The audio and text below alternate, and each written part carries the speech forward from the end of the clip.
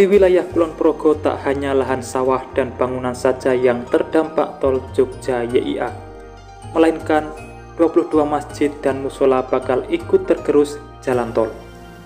Lalu bagaimana mekanisme pembebasan lahannya? Apakah sama seperti lahan biasanya? Simak informasi selengkapnya.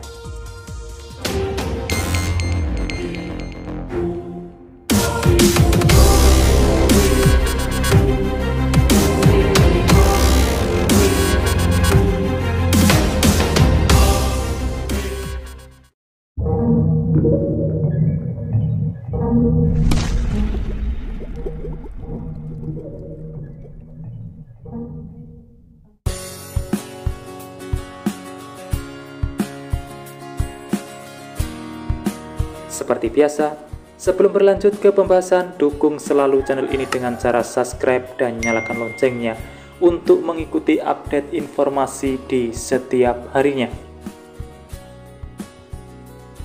Pembangunan tol Jogja YIA akan menggusur puluhan masjid dan musola yang ada di Kabupaten Kulon Progo, Daerah Istimewa Yogyakarta. Penyelenggara zakat dan wakaf kantor Kemenak Kulon Progo Haris Widianto mengungkapkan, setidaknya ada 22 masjid dan musola tersebar di wilayah Kulon Progo yang bakal terdampak proyek tol Jogja YIA. Masjid dan musola ini tersebar di 4 kapanewon, yakni Kapanewon Temon, Kokap, Pengasih, dan Sentolo. Masjid dan musola yang paling banyak terdampak yakni berada di Kapanewon Sentolo. Setidaknya ada 8 lokasi yang terdampak. Disusul Kapanewon Temon sebanyak 7 lokasi, Kapanewon Kokap 4 lokasi, dan Kapanewon Pengasih 3 lokasi. Tak hanya berstatus wakaf, sejumlah musola pribadi pun juga bakal terdampak tol. Lalu bagaimana mekanisme pembebasan lahannya? Tentu saja akan berbeda dengan mekanisme pembebasan lahan tanah dan bangunan.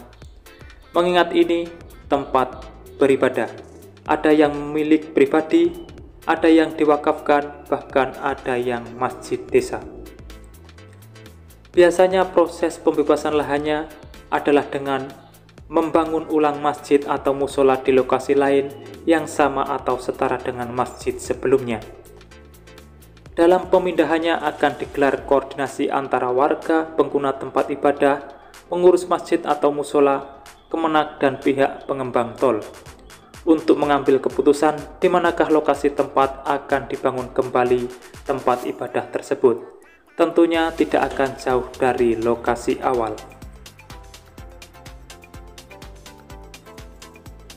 Tentunya tanah pengganti diharapkan bisa sesuai dengan yang dikehendaki jamaah masjid atau musola terdampak. Bangunan masjid baru akan disesuaikan dengan nilai appraisal tanah dan bangunan pada masjid terdampak sebelumnya. Minimal harus senilai atau sepadan dengan tanah dan bangunan awal, bahkan mungkin lebih bagus dari asalnya. Kemenak Kulon Progo akan melindungi warga, khususnya wakif yang sudah mewakafkan tanahnya, dengan harapan mendapat tabungan amal jariahnya. Jangan sampai tanah itu hilang percuma, maka perlu pendampingan dari pihak Kemenak Kulon Progo. Hingga kini, belum ada pertemuan atau rapat lanjutan tentang pemindahan ini. Pasalnya, aktivitas pembangunan tol seperti pembukaan lahan belum nampak di Kulon Progo, baru sebatas pematokan. Saat ini pembangunan yang terlihat berlangsung masih berada di wilayah Sleman. Dan kabar terakhir, petugas pengadaan tanah masih melakukan pengukuran di daerah Bantul. Jika nanti selesai akan beranjak ke wilayah Kulon Progo.